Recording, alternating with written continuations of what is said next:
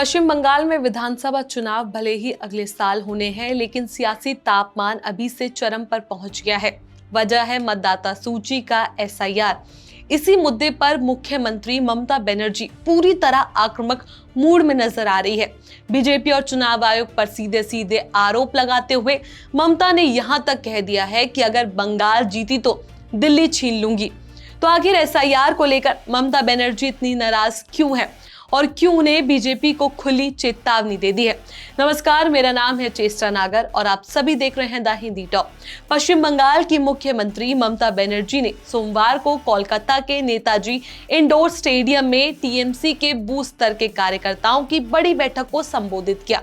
इसी दौरान उन्होंने SIR को लेकर चुनाव आयोग और बीजेपी पर तीखा हमला बोला। ममता बनर्जी ने आरोप लगाया कि चुनाव आयोग राज्य सरकार को बिना सूचना दिए सुपरवाइजर की नियुक्ति कर रहा है और बीजेपी के हितों के अनुसार काम कर रहा है। उन्होंने कहा कि ये सब लोकतंत्र के खिलाफ है और इसका मकसद सिर्फ एक है, बंगाल में बीजेपी को जिताना।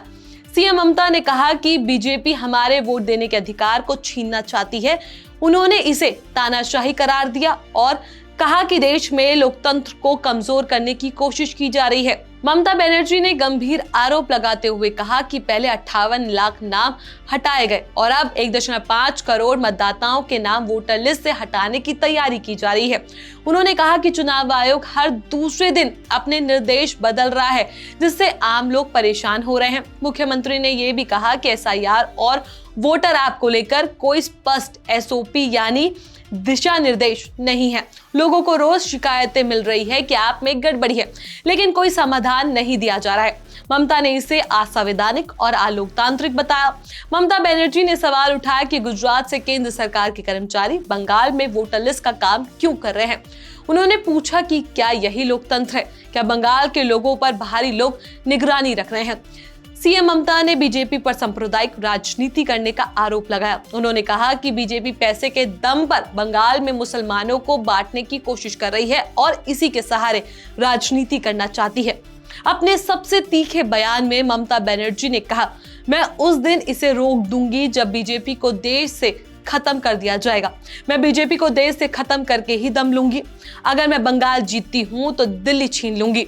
ममता बनर्जी ने इस दौरान चुनाव आयोग के मुख्य आयुक्त ज्ञानेश कुमार पर भी निशाना साधा। उन्होंने कहा कि ये लोग 2 महीने में वह काम पूरा करने की कोशिश कर रहे हैं जिसमें आमतौर पर 2 साल लगते हैं। उन्होंने सवाल किया कि क्या BLO को प्राप्त ट्रेनिंग दी गई है या नहीं।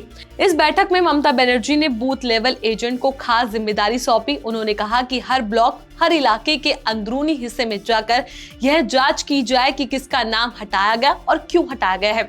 ममता ने निर्देश दिया कि 6 लोगों की टीम बनकर ERO को रिपोर्ट सौंपी जाएगी। जिन लोगों के पास मांगे गए 11 डॉक्यूमेंट्स नहीं है, उन्हें परमानेंट रेजिडेंशियल सर्टिफिकेट के लिए आवेदन करने में मदद की जाए। उन्होंने कहा कि TMC का हर कार्यकर्ता अब लोकतंत्र का प्रहारी बनेगा और किसी भी तरह की गड़बड़ी को बर्दाश्त नहीं किया जाएगा। ममता बनर्जी का साफ संदेश है कि वह SIR के नाम पर बंगाल में वोटर लिस्ट से छेड़छाड़ नहीं होने देगी। उन्होंने कहा कि बीजेपी ने सभी एजेंसियों को अपना एजेंट बना लिया, लेकिन बंगाल में उनकी ये चाल कामयाब नहीं होगी। तो साफ है कि पश्चिम बंगाल में चुनाव से पहले सियासी लड़ाई और तेज हो चुकी है। SIR को लेकर ममता बनर्जी ने बीजेपी और चुनाव आयोग दोनों को खुली चेतावनी दे दी है। अब देखना होगा कि टकराव आगे क्या रंग लाता है।